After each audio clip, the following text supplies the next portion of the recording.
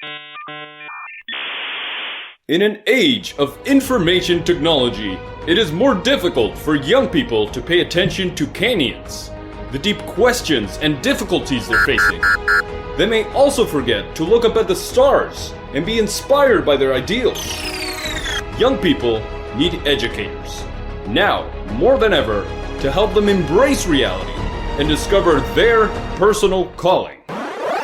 Welcome to Canyons and Stars. Welcome to the Canyons and Stars podcast. Very excited to be here. Daniel, it's good to see you. Good to see you also. Good to be here. Good to be here. Today we will talk about an interesting topic, I think. We will talk about the root of modernity, according to the thought of Leonardo Polo. And Dan, maybe you could say something about why this philosopher, who's actually not that well known, I would say, is so relevant to our initiative. Right. So at the Canyons and Stars Initiative, what we try to do is help educators give hope to young people, help them face reality. And Leonardo Polo is a philosopher who passed away a few years ago. He's not very well known. He's from Spain, a Spanish philosopher. And what I think is so attractive about him is that he is a philosopher that is very interdisciplinary. So he talks, he knows a lot about the history of philosophy in general, like continental philosophers tend to know. But then also he's in dialogue with science, he's in dialogue with economics, he's in dialogue with a lot of subjects. So that makes him very kind of interesting for many very different fields. So for many different educators as well. Then also he has a very deep philosophical methodology, which helps him say a lot about what it means to be human, what it means to be a human person. And that helps to develop this notion of personal growth, which is, I think, something that is central to our initiative. And also his philosophical methodology of, that sounds a bit technical, but abandoning the mental limit. It sounds even a bit psychedelical. Okay, that's an interesting concept. And maybe we should just start with that. What does he mean by abandoning the mental limit? Yeah, so the idea here is that if you have a certain concept, it's very easy to kind of be caught by it, in a sense that, for example, I'm a biologist. I like to study life, and I study evolution. And then I say, well, evolution is very interesting. So now I try to explain everything only through evolution. Right? Or if I'm an economist, then I say, well, I see competition. Now I try to explain everything to competition. Or, so there can be like these central concepts which you kind of, you take and then you build your whole worldview around it. But, it's, in a way, it helps you because it gets you further, but it's also limiting because it kind of gets you stuck in that particular frame of mind. So Polo, what he says is, well, we have to kind of look for those areas where we get stuck. And when we realize that we get stuck, we can get unstuck. So we can say, well, we can go beyond that. And I think we'll see that today when we talk about the modern root, what that means. That seems to be very relevant to us today because we realize more and more that the world cannot be understood just through one lens only. So he helps us to be less reductionist, perhaps. Yeah, that's it. Right. That sounds fantastic. About the roots, because this might also need some explanation.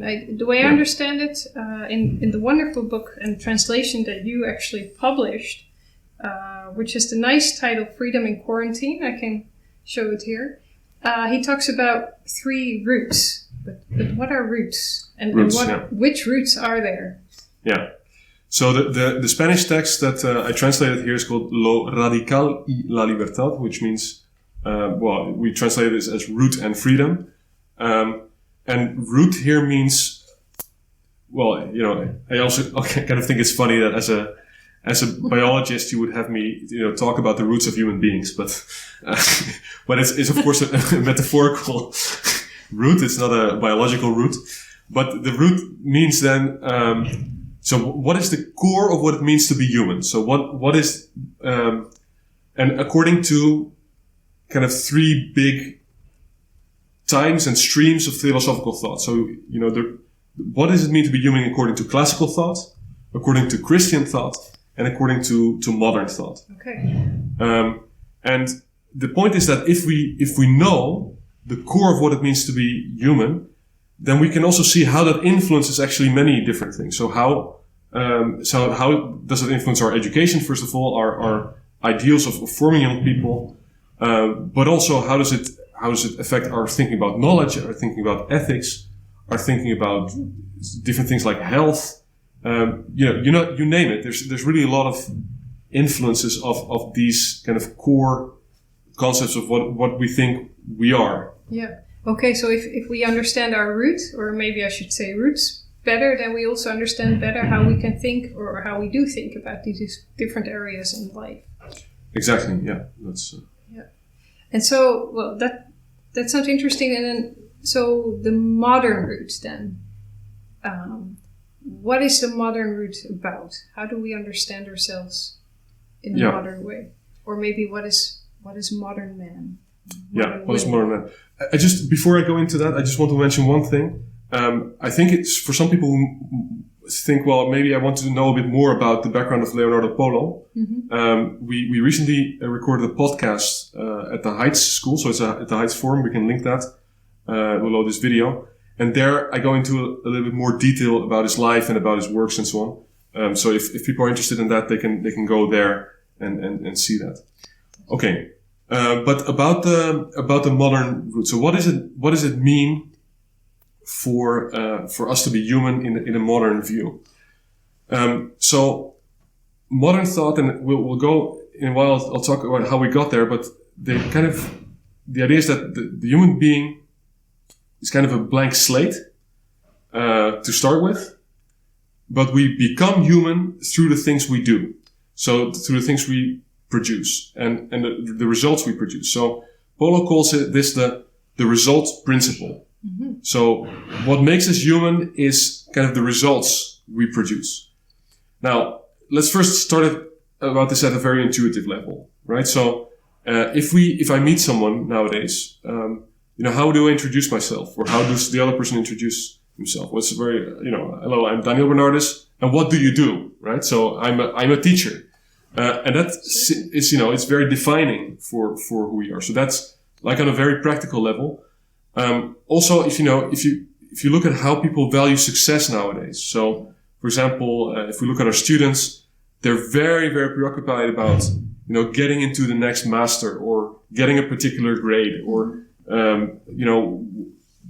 also, what can I earn later on in life? And of course, these are important questions, so I'm not saying that these are unimportant, but what I'm saying is that these are very important to both modern thought and to the modern or contemporary even life experience. So they are ideas that are very, very central and that are emphasized. Where do you see these in modern thought? Well, in very many different thinkers. So one of the biggest thinkers is Hegel, for example, and he thought of the human being as also the result of being produced. If you look at Marx, very important modern thinking, of course, he said, he talks about how the worker, what makes the worker is the things the worker produces. And if that's taken away from the worker, then that's alienation, right? So, that shows how very central the idea is that we produce things, for who we are, but Kant also thinks of knowledge as something we produce. The Kantian ethics, modern ethics is consequentialist, so we think about the consequences of things. And Kant, who is a deontologist, for instance, thinks about the rules, but the rules are based on the consequences of our actions, but then for everyone. So you can see this idea of the result comes back in very many different ways in very many different thinkers. And so is very, I think, important for our current understanding of ourselves. Yeah, I can see that. The way we understand ourselves has a lot to do with what kind of profession we have, what kind of products or what kind of results are there on account of what we do. Yeah. I see my students are quite grade oriented, so they want literally good results. That makes a lot of sense, and in a way, I would say that that's a good understanding of ourselves. Is that the case, or? Yeah, well, there's certainly good aspects to it. Of course, well, as we were saying in the previous podcast, also the focus on results, for instance, in the field of knowledge, has had a lot of focus on how can we understand the world around us so that we can also dominate it better and get better results. So you have natural science, which has developed hugely. And again, if we wouldn't have that, we wouldn't be recording this podcast. Mm-hmm. So clearly, we wouldn't be flying around the world everywhere. And so clearly there's a lot of positive thoughts, things also for just material well-being that this has brought to our society. And so I think we shouldn't be ungrateful and say, well, that's all nonsense. No, I mean, that's a lot, and it's very good. At the same time, I think we also see that kind of too much insistence on the results also has its downsides. And these downsides, where do they come from? Well, I think well, we've talked about the complexity of life, right? In social media, in things coming at us all the time. And that leads, for instance, to problems of attention. So because we have all these things coming at us all the time, it's harder for us to focus on the things that are important. It's harder for us to see which things are important. It's harder for us to also find meaning in things. Maybe in the past that would have been kind of pre-given, but now you have to think of everything by yourself. Yeah. So life becomes very complicated. You have to, and there's a lot of emphasis on, your results. And if it works, it's great.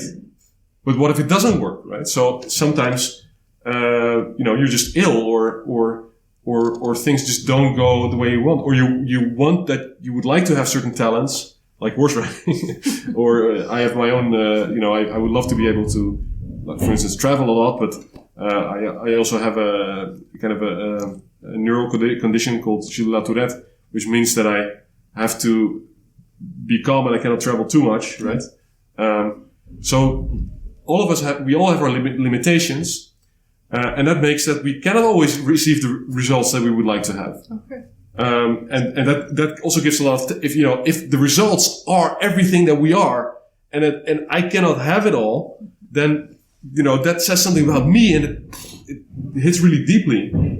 So it can be really beautiful, but it also really has its dangers and its downsides, I think. Yeah. Okay. So it's not a complete picture. And I have to say that I see that in my students as well, that they are results oriented, which as an educator, in a way I hugely appreciate, right? That they really want to get the best result and get the best out of themselves. But then when it doesn't work, it's difficult. And sometimes I feel that students need tools to deal with disappointment or limitations or so forth.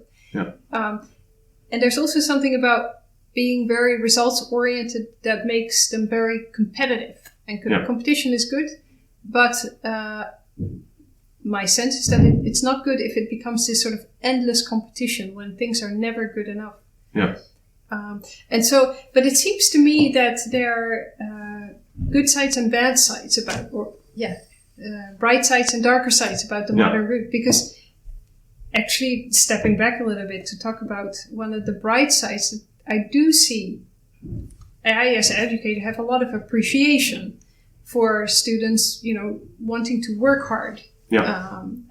At their studies, and I also think that that's good for them, and it will bring them a lot later in life.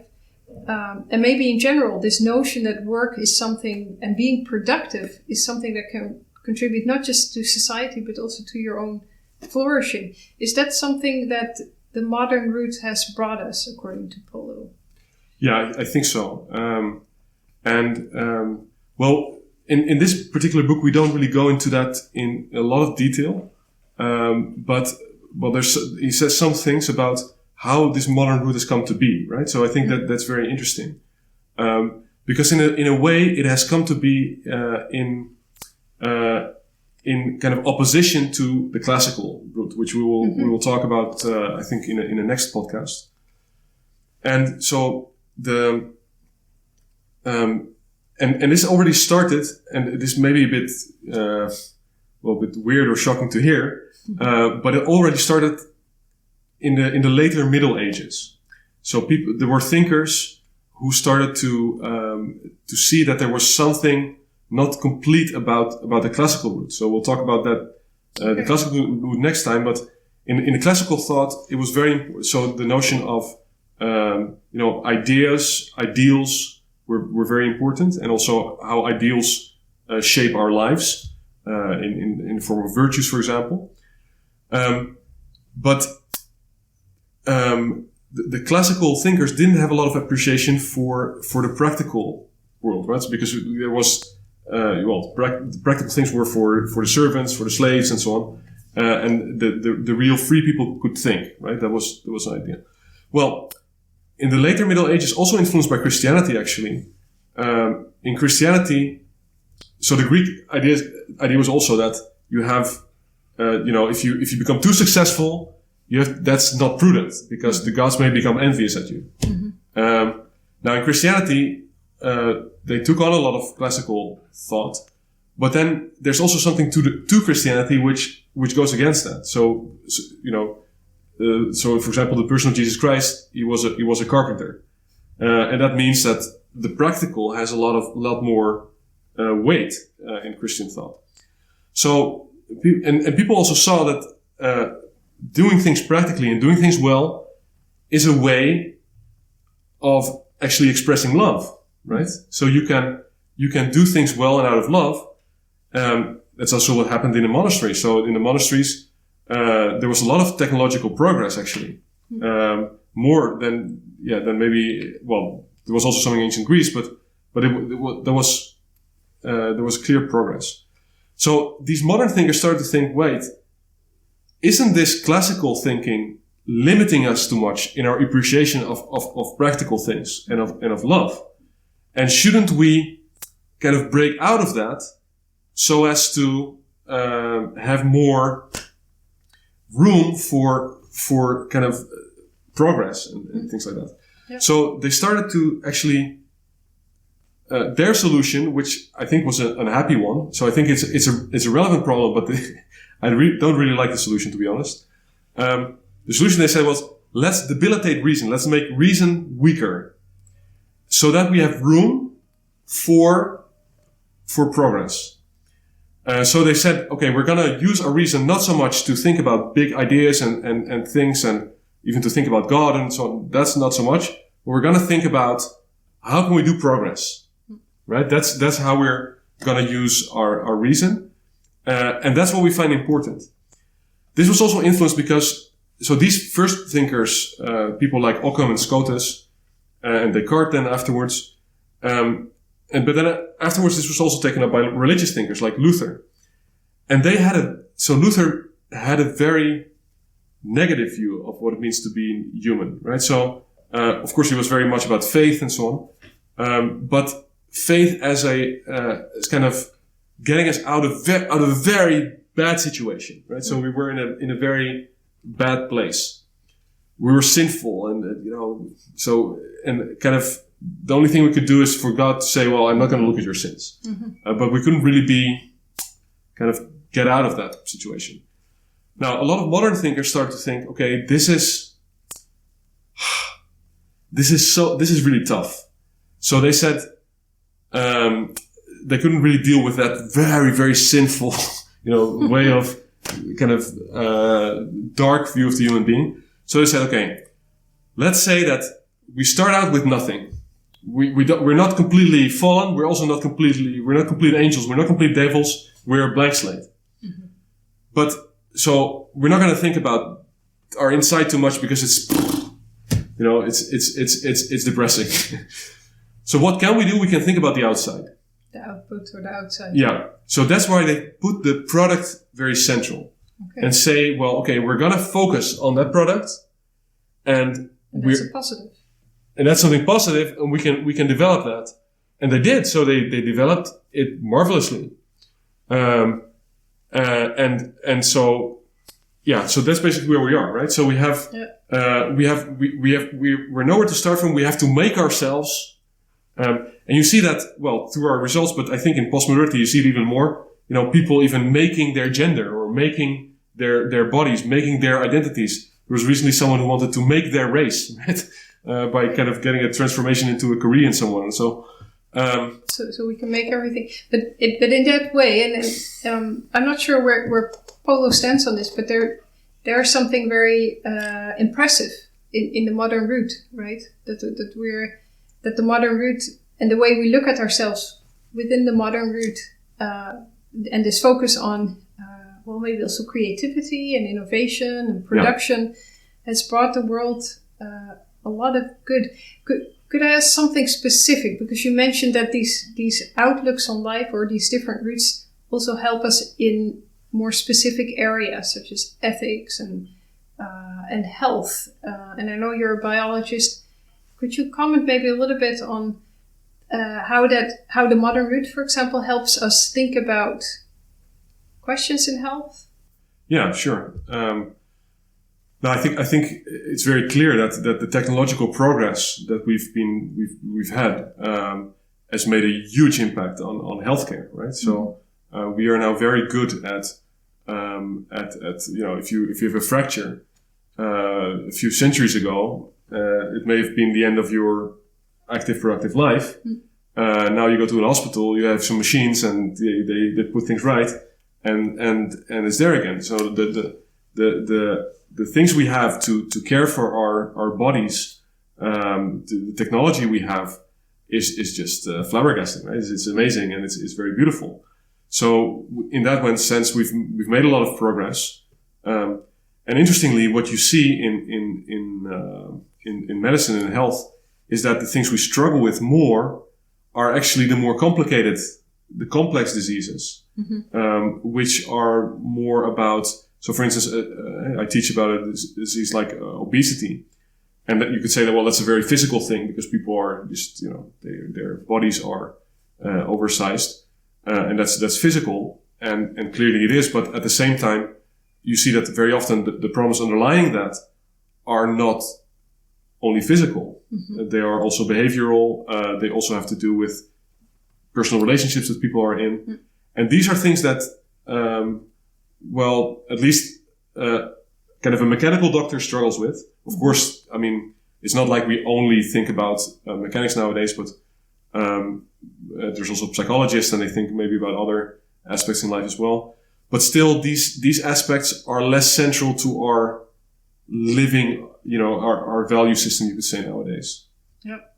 So what you're saying also, and you said that early on in the podcast, is that the way we look at the world, if we only look through one route, you can say, then we actually are limiting ourselves and limiting our understanding of things. And I think actually today there seems to be a lot of appreciation for looking at problems in a more integrated way. Yeah. And can you say Polo helps us there? I think so. Yeah. Good. And just following up on that, because the Canyons and Stars Institute is not or the Canyons and Stars Initiative is not focused on health, probably. But one of the themes that we find that educators are especially interested in, and maybe also a theme that challenges them because it challenges their students, is the theme of attention. Yes. And the attention span of students. Now, maybe this is a big step, but how could you connect that to Leonardo Polo and the situation and the modern route that we find ourselves in today? I think so. So on the one hand, it's very clear, right? We talked about this earlier in previous podcasts. The whole thing of we have a complex world, right? And there's a lot of people producing things around us, producing information, and we have a lot of technology that makes sure that this information reaches us all the time. And that has an influence on us. So the way we deal with information, the way we're always looking at our phones, it has a lot of influence on us. So there are studies that show that when telephones became more general, then also, for instance, depression went up, right? So that's another thing. But also, I think the attention spans of students in the classes come down dramatically because we're always used to get instant gratification, right? So you want to know something, you look it up on your phone and you know it, right? So that's very, very quick and easy, you could say. But it what it makes us less capable of is these kind of sustained effort of really grappling with deep ideas and getting deep into the attention, the depths of things. And I think that especially to motivate ourselves towards a greater ideal and to kind of get out of this superficiality, which I think we try to help our students. We want our students to grow. Then this idea of being too superficial is really, and having this very limited attention span is really not going to help them at all to really deal with the deeper issues. So I think it's a kind of a sign of our times that we have. We're so much focused on production and doing new things, that maybe, so while that is wonderful and there's a lot to it, we are forgetting maybe the deeper and more reflective things, and it becomes more difficult. So we need a bit more attention, so that we can actually help people to get to these deeper layers. That sounds fantastic. I'm going to ask one more question about Leonardo Polo and the topic of the modern root, because it seems to me that you bring out very clearly that in our times, that's so focused on production and understanding ourselves and the value of our own beings also in terms of production, that this notion of attention becomes more difficult.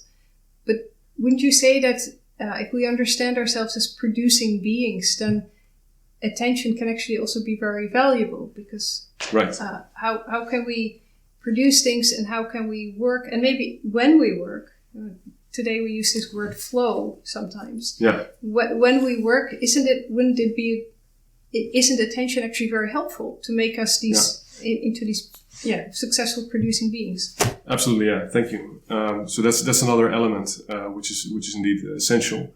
So attention is not only being challenged; it's also maybe even more important than it was, right? Because if we do want to be successful, of course, if you want to be successful, you need to focus, and you need the flow. You need to work hard at one thing, and for that you need attention. So even in a modern setting, you could say that is an essential element, and that's maybe the reason why people feel this need also a lot for being able to focus, which they find difficult. So it's really some kind of a felt need that the world around us today is making difficult, and that therefore we should really help our students with. Yeah. And in the thought of Leonardo Polo, would you say that then it becomes time to also talk about the classical root? Yeah, I think certainly we could dive into that maybe in the next podcast, because I think there's a lot of ideas in the classical thought which we can really be a help for people to regain this focus and regain maybe a bit of balance, which is very important in this classical route. I'm looking forward to that. Great. Well, thanks Emma.